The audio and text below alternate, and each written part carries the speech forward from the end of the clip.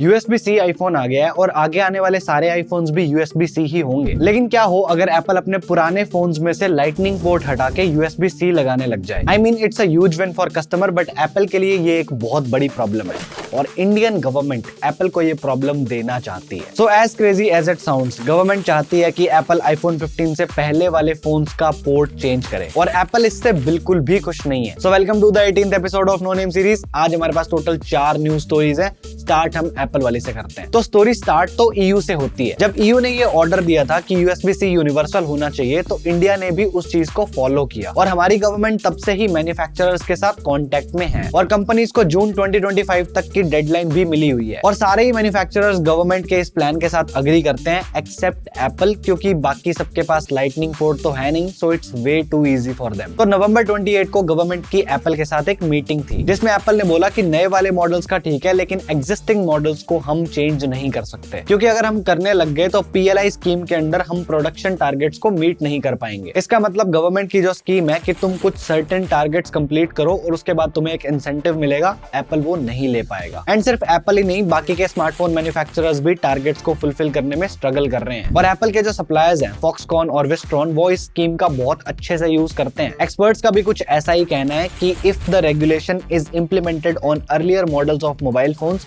they will not be able to meet the PLI targets। अब जब Apple ने एक लॉजिकल काउंटर आर्गुमेंट दिया है तो गवर्नमेंट ने भी बोला कि ठीक है, we'll review your request। Now here's my opinion।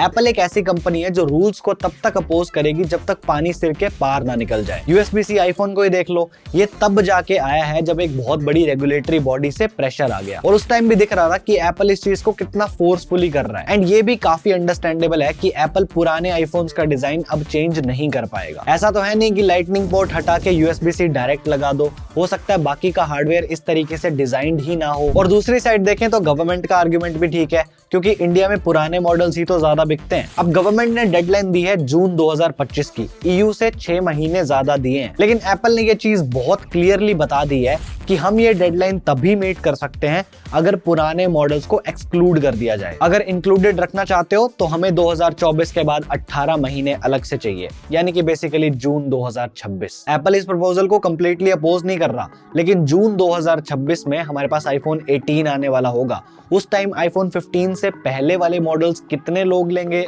I don't know. तो इतना ज्यादा लेट करने का कोई खास सेंस बन नहीं रहा। बट आई हैव टू से दिस कि गवर्नमेंट ने एक बहुत ही वाइल्ड प्रपोजल रखा है। बट हर कंपनी एप्पल के जितनी लकी नहीं होती। कई बार गवर्नमेंट वार्निंग नहीं देती, सीधा फैसला लेती है। तो खबर ये है कि गवर्नमेंट ने ई कॉमर्स प्लेटफॉर्म्स जैसे Amazon और फ्लिपकार्ट के डार्क पैटर्न्स के यूज पे बैन लगा दिया है। डार्क पैटर्न्स क्या होते हैं इस पे हम थोड़ा बाद में आएंगे, लेकिन Amazon को हसल करके इस सिचुएशन से बाहर तो आना ही पड़ेगा और हमारा हसल भी कंटिन्यूअसली चलता रहता है। लेकिन Amazon की तरह जो गिव अप नहीं करता वही असली हसलर होता है। Just like these glasses. ये लेंसकार्ट के हसलर सीरीज के ग्लासेस हैं और मैं इनको पिछले 1.5 महीने से यूज कर रहा हूँ। मेरे तो पावर वाले हैं बट आप इसमें पावरलेस भी ले सकते हो। ये मेरे लोकल चश्मे के कंपैरिजन में हल्के हैं, फ्लेक्सिबल हैं, कंफर्टेबल हैं और इनका ग्लास भी स्क्रैचलेस है और ये स्क्रीन की 90% हार्मफुल लाइट को ब्लॉक करता है, जिससे कि लंबे सेशंस के बाद आंखों में दर्द नहीं होता। और हसलर सीरीज में 11 बहुत अच्छे कलर ऑप्शंस भी अवेलेबल है। मैंने अपने लिए ये जेड ग्रीन और ग्रे स्टोन कलर लिया था, आप अपने प्रेफरेंस के अकॉर्डिंग चूज कर सकते हो। जैसे मैंने अभी इसका powerless version blue sky colour में लेंसकार्ट स्टोर से खरीदा है। इवन लेंसकार्ट के CEO और को फाउंडर मिस्टर पीयूष बंसल भी शार्क टैंक में यही ग्लासेस पहनते हैं। तो अगर आप अपने लिए भी लेना चाहो तो अभी ये आपको सिर्फ 999 में मिल जाएंगे। बस डिस्क्रिप्शन के लिंक पे क्लिक करके मेरा कोड आईकॉन यूज करना है और आपके लिए एक स्पेशल डील भी है जिसमें आपको काफी सुंदर कॉन्टैक्ट लेंसेज बिल्कुल फ्री में मिलेंगे। अब हम ई कॉमर्स वाली स्टोरी पे वापस आते हैं। तो जैसे मैंने बताया कि गवर्नमेंट ने ई कॉमर्स के डार्क पैटर्न्स के यूज पे बैन लगा दिया है। तो अब समझते हैं कि आखिर डार्क पैटर्न्स होते क्या है। तो जब भी कोई प्लेटफॉर्म अपने दिखाने के तरीके या यूज करने के तरीके यानी कि यूजर एक्सपीरियंस का यूज करके यूजर से कुछ ऐसा करवाता है जो वो ओरिजिनली नहीं करना चाहता, बेसिकली डिसीजंस को मैनिपुलेट करना,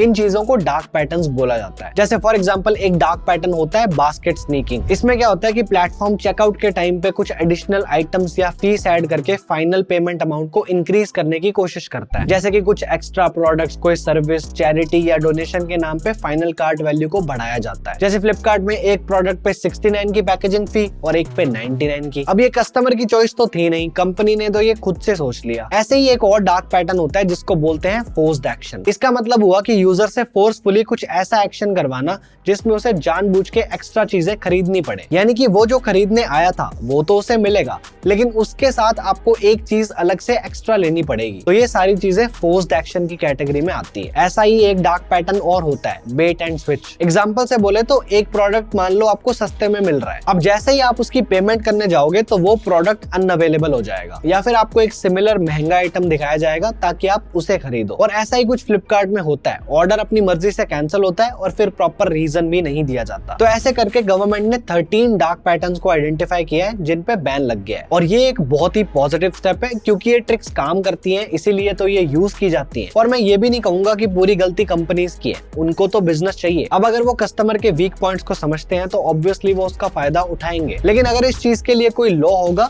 तो वो इस चीज को करने का सोचेंगे भी नहीं। और गवर्नमेंट ने इनका काम जेन्युइनली मुश्किल कर दिया है क्योंकि डार्क पैटर्न्स वेबसाइट की यूआई में इनबिल्ट होते हैं। इसका मतलब प्लेटफॉर्म्स को अब अपना यूआई थोड़ा रीस्ट्रक्चर करना पड़ेगा जिससे कि कॉस्ट बढ़ती है। और अब क्योंकि कस्टमर को इनके फालतू टैक्टिक्स को फेस नहीं करना पड़ेगा तो ये लोगों से एक्स्ट्रा रेवेन्यू भी एक्सट्रैक्ट नहीं कर पाएंगे। So that's also an L for the platforms. But at the end ये न्यूज एक्स्ट्रा पॉजिटिव भी है क्योंकि ये दिखाता है कि गवर्नमेंट ई कॉमर्स प्लेटफॉर्म्स के लिए एक्स्ट्रा रूल्स बना रही है। क्योंकि लेट्स बी ऑनेस्ट, जिस तरह की हरकतें आजकल Amazon फ्लिपकार्ट की हो रखी है, इनको रूल्स चाहिए, बट कई जगह रूल्स ढंग से काम नहीं करते। जैसे कि जब Huawei पे बैन लगा था तो काफी सारे लोगों ने यही सोचा था कि अब इस कंपनी के पास 5G नहीं है, एंड्रॉइड नहीं है, चिपसेट्स भी नहीं है, तो इतना सब होने के बाद एक कंपनी आखिर कैसे सरवाइव कर सकती है। बट सरप्राइजिंगली Huawei सिर्फ सरवाइव ही नहीं, थ्राइव कर रहा है। इन्होंने रिसेंटली अपनी Mate 60 सीरीज को लॉन्च किया है और उस फोन के अंदर जो चिप है वो बहुत सारी चीजों को क्वेश्चन करती है। क्योंकि क्या है ना, एक चिप बनाना बहुत कॉम्प्लिकेटेड प्रोसेस होता है और एडवांस चिप्स को बनाने के लिए चाहिए होती है EUV मशीन्स, और वो मशीन सिर्फ एक कंपनी के पास है जिसका नाम है ASML। पहले तो Huawei ये मशीन्स चाइना में इंपोर्ट कर लेता था,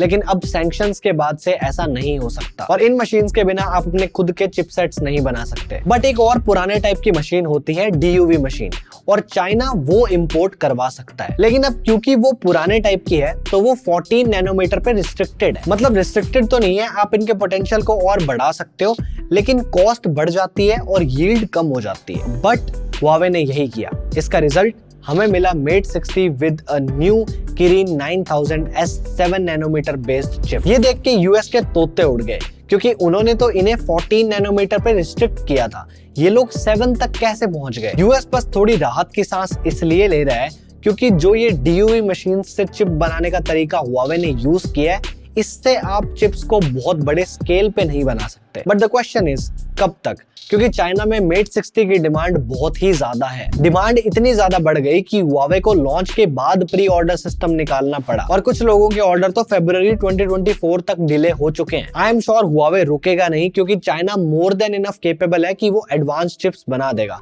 it's just a matter of time. और इसलिए यूएस अब इन DUV मशीन्स को भी चाइना में एक्सपोर्ट नहीं करने देगा। और ये मैंने कहीं पढ़ा था कि by doing this US has given them every reason to do it themselves and they will do it. अब हो सकता है आप ये सोच रहे हो कि दो देश एक स्मार्टफोन कंपनी की चिपसेट के पीछे आखिर क्यों पड़े हैं। एक्चुअली यूएस को Huawei के फोन से कोई खास लेना देना नहीं है। उन्हें डर इस चीज का है कि अगर चाइना एडवांस चिप्स बनाने लग गया तो यही चिप्स AI रेवोल्यूशन में काम आएंगी और यही चिप्स चाइना अपनी मिलिट्री में यूज करेगा और उसके कॉन्सिक्वेंसेस तो फिर हम सबको पता ही है। अब यूएस कहता तो यही है कि हम इसलिए इतनी सैंक्शंस लगा रहे हैं ताकि हम इनकी मिलिट्री एडवांसमेंट्स को रोक सकें, और चाइना कहता है कि यूएस हमारे इकोनॉमिक ग्रोथ को रोकने की कोशिश कर रहा है। But whatsoever Huawei is rising again slowly and I can't wait कि उनके फोन्स थोड़े एक्सेसिबल हो जाएं because they have the most beautiful designs. और जितना मैं Huawei का वेट कर रहा हूँ उतना ही मैं टेस्ला का भी कर रहा हूँ and we have a good news. तो टेस्ला ने इंडियन गवर्नमेंट को एक प्रपोजल दिया है कि हम इंडिया में अपनी कार बेचेंगे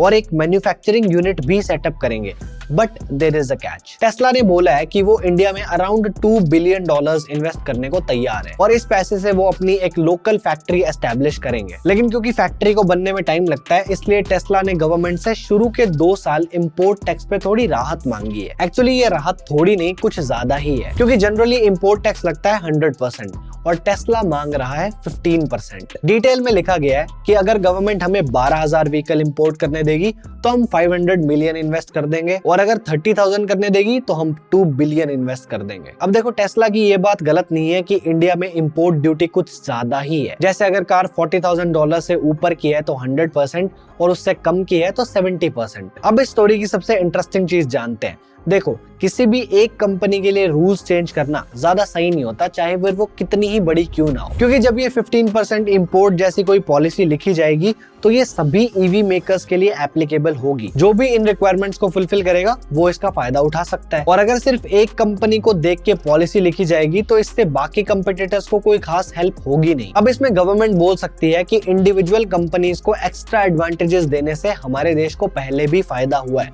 सोचो कौन सी कंपनी?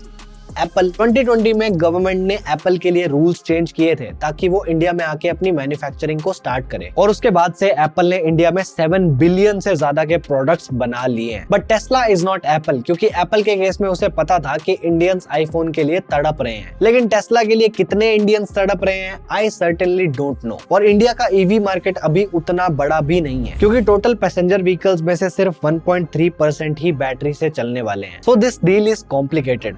मुझे जितना समझ में आया मैंने आपको बता दिया।